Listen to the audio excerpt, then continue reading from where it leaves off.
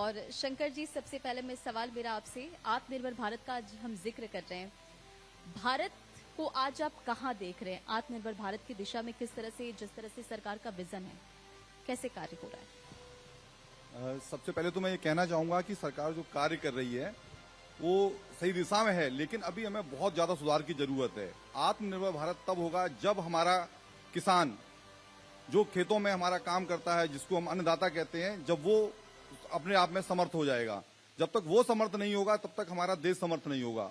जब तक हमारा युवा, जो आज डिजिटल युग आ गया है, डिजिटल युग में एआई, सेमीकंडक्टर और इससे रिलेटेड इंडस्ट्रीज पूरी तरीके से ग्राउंड पे नहीं आएंगी, तब तक हमारे यहाँ का युवा जो डिजिटल क्रांति में योगदान दे रहा है, तब तक हमारा देश समर्थ नहीं होगा। सरकार की पॉलिसीज है, सरकार बहुत अच्छा कार्य कर रही है, लेकिन सरकार को युवाओं के बारे में, सरकार को किसानों के बारे में, सरकार को गरीबों के बारे में और जो हमारा वंचित एवं शोषित वर्ग है, जो अंतिम पायदान पर बैठा हुआ व्यक्ति है, जब तक हमारी सारी योजनाएं, जो अच्छी योजनाएं हैं, जब तक वो धरातल पर नहीं पहुंचेंगी, तब तक हमारा देश आत्मनिर्भर देश के रूप में नहीं जाना जाएगा। लेकिन जब भी हम तमाम बड़े दिग्गजों के भाषण को सुनते हैं, युवाओं को लेकर उनकी प्रायोरिटी होती है, तो कैसे आप देख रहे हैं इसे? देखिए, भाषणबाजी का तो मैं समर्थन करता हूं, वो होना चाहिए। पॉलिटिक्स है, पॉलिटिशियंस है, अपने भाषण देंगे, लेकिन जो थानों पे, जो तहसीलों में जो किसानों को दिक्कतें होती हैं, जो अगर मैं बताता हूं आपको, तहसीलों में आप जाकर देखिए, बहुत अच्छी अच्छी योजनाएं अनाउंस कर दी जाती हैं, एक एक फौती के लिए वहां पे लेखपालों के चक्कर काटे जाते हैं। बिल्कुल, हर सिक्के के दो पहलू होते हैं, लेकिन जब इसी को लेकर किसान से भी बातचीत होती है तो वो ये बात कबूल करते हैं कि हाँ, जो योजनाएं चलाई जा रही है उसका फायदा मिल रहा है। नहीं, मैं आपकी बात से सहमत हूँ, फायदा जरूर मिल रहा है। मैं ये कहाँ कह रहा हूँ कि फायदा नहीं मिल रहा या सरकार ने काम नहीं किया है।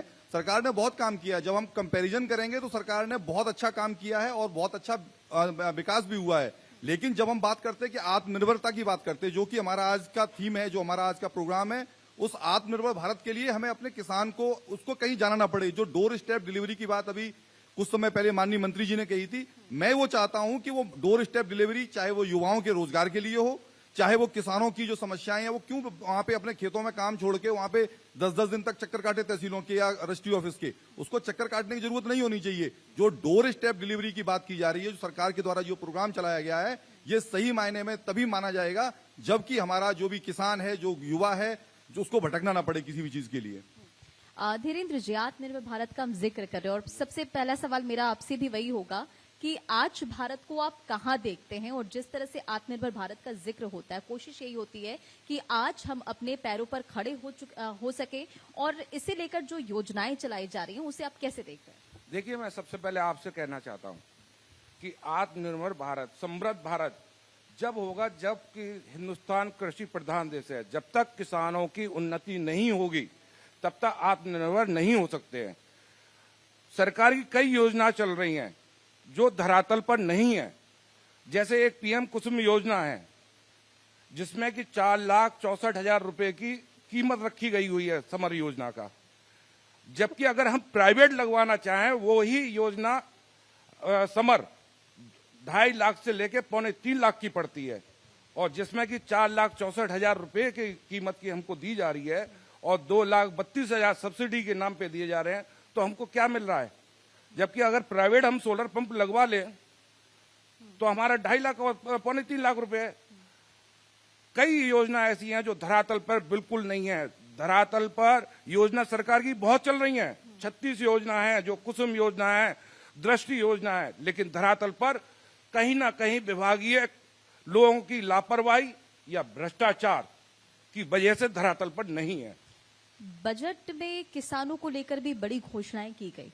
किसान सम्मान निधि हो या किसानों के हित में सरकार जैसा कहती है उसका जिक्र करते हैं। देखिए, मैं आपसे एक और चीज कहूंगा, सम्मान निधि नहीं चाहिए। हम लोगों अधिकार की बात करते हैं। आप स्वामीनाथन सिफारिशें लागू क्यों नहीं करते हैं? कि तमाम लोगों के आयोग चल रहे हैं, किसान आयोग का क्यों नहीं हो रहा है? जबकि हिंदुस्तान कृषि प्रधान देश है और उसमें भी आयोग का, किसान आयोग गठन नहीं किया जा रहा है। ऐसा क्यों? आपको मालूम होना चाहिए, माननीय प्रधानमंत्री जी उस समय गुजरात के चीफ मिनिस्टर हुआ करते थे जब एमएसपी पे गारंटी के लिए एक कमेटी गठित की गई थी, उसके अध्यक्ष हुआ करते थे। और 2014 के मैनिफेस्टो में भी लिखा गया था ये भाजपा के घोषणा पत्र में कि हम किसान आयोग का गठन करेंगे, स्वामीनाथन सिफारिश से लागू करेंगे। लेकिन 2014 से लेकर 2025 हो गई, अभी तक नहीं हुआ। एक और इनकी योजना है पीजीएस इंडिया। अब पीजीएस इंडिया के बारे में मैं आपको बता रहा हूं, 2011 में मनमोहन सिंह सरकार ने इसका गठन किया था, कृषि एवं किसान कल्याण मंत्रालय ने। और आज उसमें हम लोगों को क्षेत्रीय कार्यालय दिए गए थे 8 कार्यालय दिए गए हैं। अब आप एक बताइए मैम, जिसमें 27 कंपनियों को ये जैविक के लिए, ऑर्गेनिक की बात करते हैं ना सभी आज के समय में भारत सरकार जैविक की बात करती है, तो उसमें 27 कंपनियों को ये प्रमाण पत्र देने का अधिकार दिया गया था। लेकिन आप एक बात आइए, उत्तर प्रदेश का आदमी गाजियाबाद जाए, बरेली का आदमी गाजियाबाद जाए और 27 कंपनियों के सभी के रेट 3600 लेके 6600 तक का रेट है। अब आप एक बात आइए, 3 साल लगातार वो अपनी मट्टी को लेके जाएगा, वहां चेक कराएगा, फिर भी ये गारंटी नहीं है कि उसका जो है प्रमाण पत्र मिलेगा या नहीं मिलेगा। जैविक की कैसे हो जाएगा? मैं ये आपके माध्यम से कहना चाहता हूं, हर जिले के अंदर कृषि विज्ञान केंद्र है और उसमें मृदा परीक्षण यूनिट भी लगी हुई है। अगर ये पीजीएस के अधिकारी हर जिले पे बैठा दिया जाए और उनको जो है सर्टिफिकेट जारी करने का वो हो, तो जिससे कि किसानों का भला हो सके। जैविक के लिए अगर सरकार लोगों को उत्प्रेरणा दे रही है कि जैविक का कार्य करें, तो इस तरीके से हो सकता है। ऐसा नहीं है कि आप लोगों ने कह दिया कि जैविक जैविक जैविक, लेकिन जैविक के लिए 3 साल इंतजार करना पड़ता है मैम, और 3 साल इंतजार करने के बाद में तब कहीं जाके उसको सर्टिफिकेट जारी किया जाता है। और उसमें भी ये भरोसा नहीं है, उनकी भी इसमें मोनोपोली हो गई है कि उसमें समूह के द्वारा कि कम से कम 5 लोग होने चाहिए, तब आपको उसमें रजिस्ट्रेशन करने पड़ेंगे। अब मेरे बराबर वाला खेती जो है जहर बो रहा है, यानी यूरिया डीएपी का कार्य कर रहा है, उसकी पानी कटा और मेरे खेत में आ गया, मैं जैविक कर रहा हूं, तो मेरा तो 1 साल बेकार हो गया। और जब लगातार 3 साल में करूंगा, तब कहीं 34 साल में आकर मुझे कहीं पैदावार होगी। उससे पहले तो पैदावार जहां मुझे यूरिया डीएपी से 4 कुंटल होगी, उसकी बजाय मुझे 1.5 कुंटल या 1.25 कुंटल या 1.25 कुंटल की पैदावार होगी। ठीक है, देखिए इसी बीच जेल मंत्री भी हमारे बीच मौजूद हैं और शिक्षा मंत्री रजनी तिवारी भी हमारे साथ इस वक्त मौजूद हैं। आप दोनों का बहुत बहुत स्वागत करते हूं और आगे सेशन को बढ़ाते हैं। भदौरिया जी, कई ऐसे मुद्दे हैं, सवाल खड़े होना लाजमी है, लेकिन सरकार जो किसानों को लेकर नई नीतियां बना रही है, उसे आप कैसे देखते हैं? देखिए, सरकार की नीतियां बहुत ही ज्यादा पॉजिटिव हैं, लेकिन अभी जो हमारे को पैनलिस्ट बैठे हुए हैं, उन्होंने जो बात बोली कि वो उतरती कहां पे है, उसके अंदर एक ब्यूरोक्रेटिक व्यवस्था है, और जिस ब्यूरोक्रेटिक व्यवस्था को ठीक करने की जिम्मेदारी हमारे जो शासक बैठे हुए हैं, माननीय योगी आदित्यनाथ जी है, उनके नेतृत्व में जो केंद्रीय जो मंत्रिमंडल बैठा हुआ है, जो मंत्रीगण बैठे हुए हैं, या जो शासन कर रही पार्टी है उसके जिलाध्यक्ष वगैरह बैठे हुए हैं, इनको ये देखना होगा कि जो भी शासन की नीतियां हैं या जो भी शासनादेश हैं, वो 100% ग्राउंड पे एग्जीक्यूट हो पा रहे हैं, नहीं हो पा रहे हैं, या हमारी जनता परेशान हो रही है। मैं ये बार बार कह रहा हूं कि सरकार की नीतियां बहुत अच्छी हैं, लेकिन उनका जो क्रियान्वयन है, उस क्रियान्वयन को एक सही तरीके से करवाना बहुत जरूरी है। क्योंकि बार बार जब भी वोट मांगने जाया जाता है, तो वोट मांगने के लिए हम लोग जाते हैं, और हम लोग वहां पे जब जाते हैं और जनता परेशान होती है, ब्यूरोक्रेट्स जो बाबूगिरी बैठी हुई है। देखिए, सरकार चेंज होती है, सरकार 5 साल के लिए बनती है, या जो भी विधायक गण बनते हैं, मंत्री जी बनते हैं, वो 5 साल 2 साल 10 साल के लिए बनते हैं। लेकिन जो बाबू बैठे हुए हैं, ये जो पूर्ववर्ती, इनकी मानसिक स्थिति ठीक नहीं है, जो अभी भी उसी करप्ट मानसिकता के शिकार है जो पूर्ववर्ती सरकारों के साथ करते आ रहे थे, उनको ठीक करने की बहुत ज्यादा जरूरत है। और जब तक उनको ठीक नहीं किया जाएगा, मतलब जो भी सरकार की नीतियां हैं, इनका क्रियान्वयन अगर सही ढंग से नहीं किया जाएगा, तो आप ही मुझे बताएं, आप सबके माध्यम से मैं ये जानना चाहता हूं, क्या हमारा जो आम आदमी है, आम जनता है, क्या वो बिल्कुल खुश हो गई है? मैं मानता हूं कि राम राज्य आ गया है, लेकिन उस राम राज्य में अभी भी गरीब हैं, अभी भी शोषित हैं, अभी भी वंचित लोग हैं। वो अभी भी हमारी जो मातृ शक्ति है, आप उठा के देख लीजिए, आप थानों में जाके देखिए किस तरीके से वो प्रताड़ना के उनके केस आते रहते हैं। तो अभी जो परिकल्पना है, उसको पूरा करने के लिए जो सरकार की नीतियां हैं, उसमें अभी कुछ समय बाकी है, और उसके लिए हम सबको सामूहिक प्रयास करना होगा। जो माननीय योगी जी की नेतृत्व में सरकार चल रही है, जो माननीय मोदी जी का जो मार्गदर्शन हम लोगों को मिल रहा है, उसको क्रियान्वयन करने के लिए जो हमारे राजनेता हैं, जो हमारे शासन पद्धति में बैठे हुए लोग हैं, वो ब्यूरोक्रेट्स को टाइट करें, चाहे वो हमारे जिले के अधिकारी हों, चाहे वो लेखपाल हों, चाहे वो हॉस्पिटल में बैठे हुए कर्मचारी हों, गरीबों की सेवा करें। जो भी लोग परेशान होकर आते हैं, उन सबका अगर जब तक सेवा भाव नहीं होगा, तब तक इस देश के अंदर राम राज्य जिस तरीके की परिकल्पना की जा रही है, वो संभव नहीं है। धीरेन्द्र जी, क्या बदलाव देखते हैं? मतलब उत्तर प्रदेश का जिक्र करें, भारत का जिक्र करें हम, तो किस तरह का बदलाव देख रहे हैं आप? देखिए, मैं आपको बताऊं, उत्तर प्रदेश की अगर भ्रष्टाचार की बात करेंगे, सरकार की तरफ से बहुत अच्छा काम हो रहा है, लेकिन जो अभी मेरे साथ बैठे हुए हैं, उन्होंने कहा नीचे स्तर पर बैठे हुए लोग, तो मेरे पास तो विद प्रूफ मैं आपसे बात करूंगा कि इतना बड़ा घोटाला हो रहा है।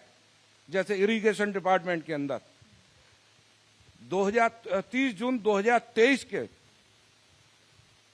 जितनी भी नदी वगैरह, ये नाले वगैरह साफ होते हैं, उसको कार्य कर दिया गया, और 5 अगस्त 2023 के मेरे पास में फोटो हैं, और खरपतवार कम से कम 10-10, 12-12 फुट है। 35 दिन के अंदर खरपतवार 35 फुट ऊंची हो गई।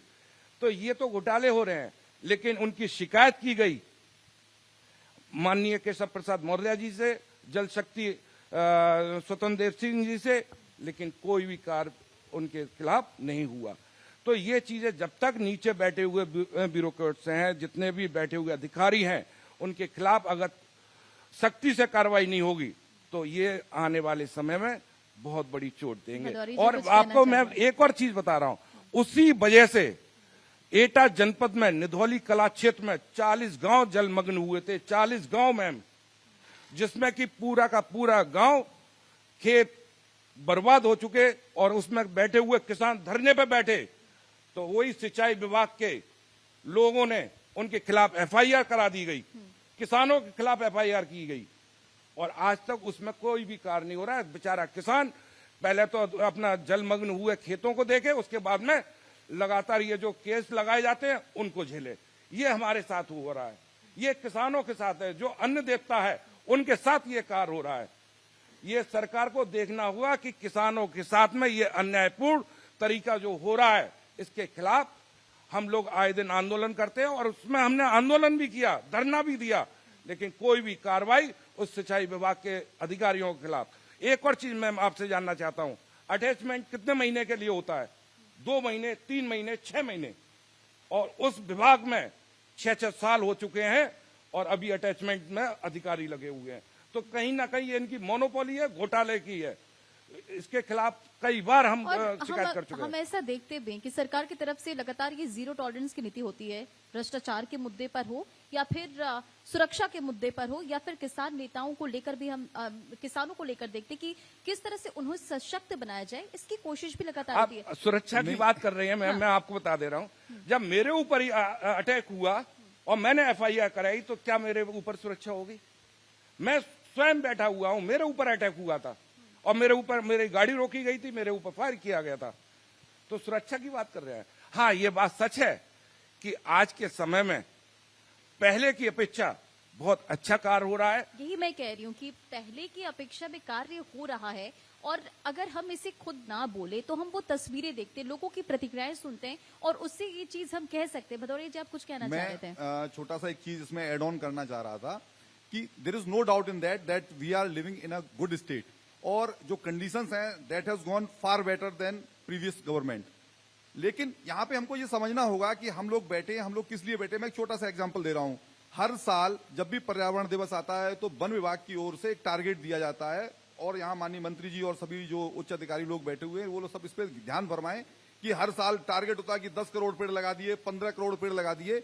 मैं केवल ये जानना चाह रहा हूं कि 15 साल का विवरण उठा के चेक कर लिया है, जो 15 करोड़ पेड़ हर साल लगाए जाते हैं, तो जो 2,25,000 पेड़ हैं, उनमें से कितने सुरक्षित हैं? वो जो पेड़ लगाए गए थे आज से 10 साल पहले, वो कितने बड़े हो गए?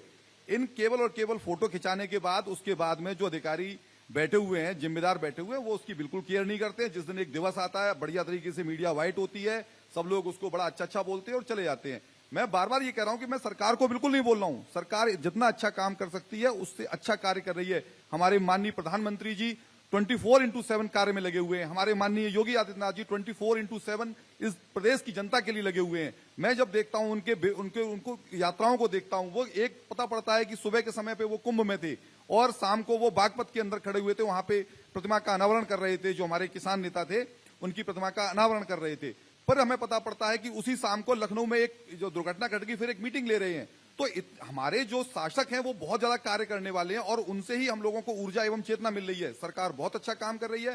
सुरक्षा की आपने बात कही, आज की डेट में अभी हम किसानों की बात करते हैं तो आप चले जाइए कि कोई भी वहां पे इंजन लगे हुए हैं, वो इंजन सुरक्षित हैं। वो जो भी अपनी फसल मंडी में बेच के आ रहा है वो कम से कम घरों तक, बैंकों तक पहुंच रही है, तो उनका जीवन स्तर भी बहुत अच्छा हुआ है। लेकिन जब हम सुधार की बात कर रहे हैं, हम यहाँ पे बैठे हैं सिर्फ और सिर्फ सुधार की बात करने के लिए कि हम अच्छा तो हो रहा है, इसे और नई ऊंचाइयों तक कहां तक लेकर जाएं। जैसे कि आप बात करेंगे देश की, हम देश की बात करेंगे तो देश के अंदर बहुत ज्यादा विकास ऑलरेडी किया जा चुका है। हम लोगों का जिस युग में हम जी रहे हैं, सनातन के स्वर्णिम काल में जो परिकल्पना की गई थी, उस परिकल्पना को साकार करने के लिए हमारे जो यशस्वी प्रधानमंत्री हैं वो दिन रात लगे हुए हैं। आज मेक इन इंडिया प्रोग्राम के तहत हमारे देश के अंदर फाइटर जेट्स बन रहे हैं। आज मेक इन इंडिया के तहत हम विश्व की सबसे बड़ी मोबाइल मैन्युफैक्चरिंग इंडस्ट्री लगा चुके हैं। आज अगर हम प्रदेश की बात करें तो सबसे ज्यादा जो एक्सप्रेसवेज हैं वो उत्तर प्रदेश के अंदर हैं। आज हम इंडस्ट्रीज की बात करें तो यहाँ पे 4 लाख करोड़ की इंडस्ट्रीज लगाने के लिए यहाँ पे ऑलरेडी एमओयू साइन हो चुके हैं और उनमें से बहुत सारी इंडस्ट्रीज जो हैं वो डिफेंस इंडस्ट्रियल कॉरिडोर में और जो हमारे क्लस्टर्स बनाए गए वहां पे आ चुके हैं। अब जहां तक बात कर रहे हैं हम भ्रष्टाचार की, भ्रष्टाचारियों पे भी अभी इस समय नकेल कसी जाने की तैयारियां शुरू कर दी गई हैं। बस उनको थोड़ी सी तेजी लाने की जरूरत है, जो कि मैं यहाँ पे माननीय मंत्री जी बैठे हुए हैं या मेरी आवाज जहां तक पहुंच रही है, मैं सबसे कहना चाहता हूं कि बस उसमें थोड़ी तेजी लाई जाए ताकि जो चीजें सरकार ने सोची हैं वो आम जनता तक सुलभता से पहुंच सकें। बिल्कुल। अब क्या बदलाव देख रहे हैं, मेरा सवाल आपसे धीरेन्द्र जी, कि सवाल तो तमाम उठे और जैसा इन्होंने भी कहा कि हर सिक्के के 2 पहलू होते हैं, योजनाएं चलाई जा रही, धरातल पर उतरती कुछ चीजें नहीं होती, उसे लेकर हम काम भी करते देख रहे हैं। तो क्या बदलाव अब उत्तर प्रदेश, धीरेन्द्र जी से ये मेरा सवाल। मैं उत्तर प्रदेश के साथ साथ मैं आपसे बताना चाहूंगा, भारत की बात करूंगा। जब मैं राष्ट्रीय अध्यक्ष भारतीय हलदर किसान यूनियन का हूं तो मैं आपको एक मुद्दा और दे रहा हूं। झारखंड में साहिबगंज जगह है, 2018 से लेकर 2024 तक फसल बीमा योजना में इतना बड़ा घोटाला हुआ है, जबकि हमारे वहां झारखंड के प्रदेश प्रभारी हैं डॉक्टर शैलेश गिरी जी उस मुद्दे को उठा रहे हैं और आने वाले समय में हम विधिवत तरीके से लेके उसमें जनहित याचिका दायर कर रहे हैं। आपको ये चीज है, ठीक है, बहुत अच्छा काम कर रहे हैं। सुरक्षा के मामले में सरकार के नो डाउट बहुत अच्छी कार्यशैली है। और जितना अभी मेरे साथ में बैठे हुए भाई ने कहा था कि सुबह कुंभ में थे, शाम को बागपत में थे, चौधरी चरण सिंह जी की प्रतिमा का अनावरण किया था। लेकिन साथ में जब तक अपने नीचे बैठे हुए प्रशासनिक अधिकारियों पर आप प्रेशर नहीं बनाएंगे, उनके बारे में नहीं रखेंगे, तब तक हम लोगों का कभी भी भला नहीं हो सकता है। किसानों का भला जब भी होगा, जैसे अभी साथी ने मेरा कहा था, नीचे से सबसे पहले मैं आपको बताऊं, धरातल से ही शुरुआत होती है। जैसे एक सिपाही से लेके कप्तान तक, लेखपाल से लेके डीएम तक, और आने वाले हम किसानों का काम किससे पड़ता है? लेखपाल, एसडीएम। जब उन लोगों के बीच में इतना भ्रष्टाचार फैला हुआ है तो हम लोग क्या करें? हम किसके पास जाएं? अगर इस चीज पे सरकार को लगाम कसनी है तो मैं आपको फिर कह रहा हूं, सरकार के कार्य बहुत अच्छे हैं, लेकिन नीचे धरातल पर उनके कार्य नहीं दिखाई दे रहे हैं। इनको आंखें खोलनी पड़ेंगी और अपने लोगों के जो इनके जनता के जो प्रतिनिधि हैं और जो भाजपा के विधायक हैं या सांसद हैं, उनको भी आंखें खोलना पड़ेगा। उनको देखना पड़ेगा कि आम जनता के साथ में क्या हो रहा है।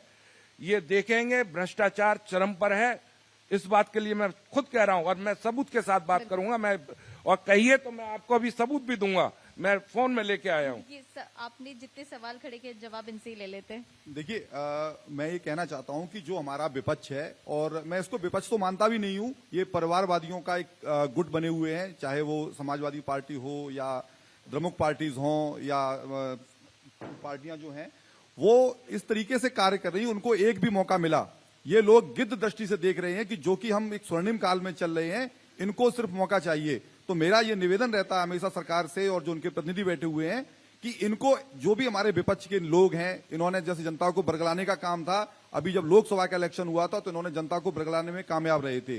तो इनको ये गिद्ध दृष्टि से देख रहे हैं कि जो भी छोटी मोटी कमियां हैं और उनको हम किस तरीके से ऐसा मुद्दा बनाएं, क्योंकि 2027 का इलेक्शन आने वाला है और 2027 का इलेक्शन हम सभी को अपनी कमर कस के लड़ना है, क्योंकि जो ये सनातन का स्वर्णिम काल चल रहा है इसके लिए बहुत जरूरी है कि हम लोग सतत सत्ता में बने रहें।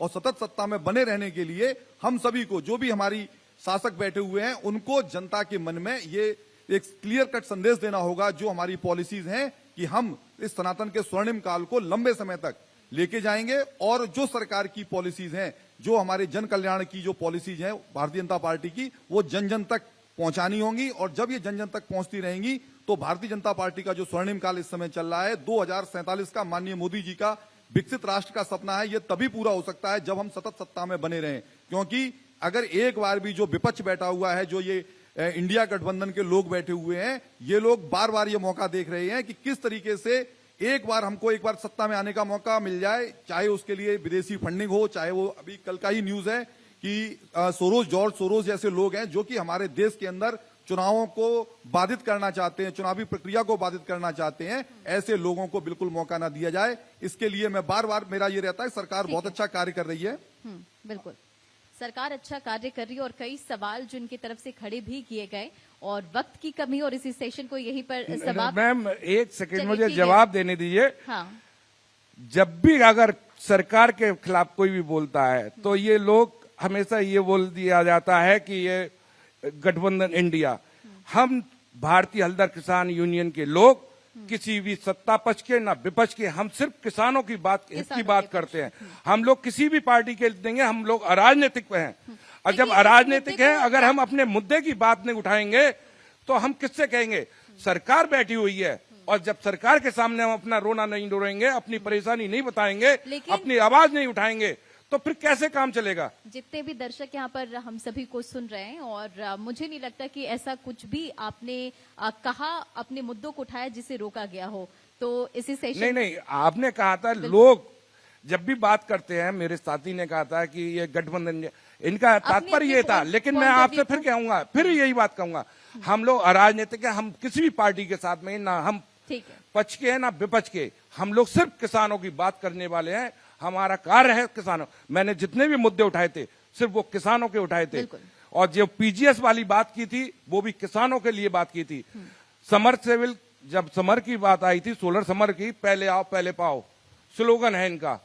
लेकिन उसमें भी एक मैं आपको कमी बता रहा हूं, उसमें कमी ये है कि पहले आओ पहले पाओ, 5,000 रुपए का टोकन लगता है, टोकन मनी है वो। उसमें भी ये रहता है, फिर डीएम की अध्यक्षता में कमेटी गठित होती है, फिर डीपी जैसे डीडी है, अपने आप किसी भी आदमी को बंदर बाट किया जाता है, अपने अपने आदमियों को। अरे जब पहले आओ पहले पाओ वाला स्लोगन है तो आप क्यों नहीं, और जब डिजिटल इंडिया की बात कर रहे हैं, स्लोगन दिया है, जो पहले रजिस्ट्रेशन कर देता है उसको मिलना चाहिए। फिर क्यों कमेटी गठित करके आप जो है लोगों को बांट रहे हैं? मैं बात कर रहा हूँ, किसानों की बात करूंगा, मैं किसी भी मुद्दे की बात नहीं करूंगा। आप कर रहे हैं और इस मंच से किसानों को लेकर वो अगर उनकी कोई समस्या है उसका भी जिक्र किया गया, विजन क्या है हमने उसका भी जिक्र किया। और इस सेशन को यहीं पर समाप्त करेंगे समय की कमी की वजह से। बहुत बहुत शुक्रिया आप सभी का इस कार्यक्रम में शामिल होने के लिए।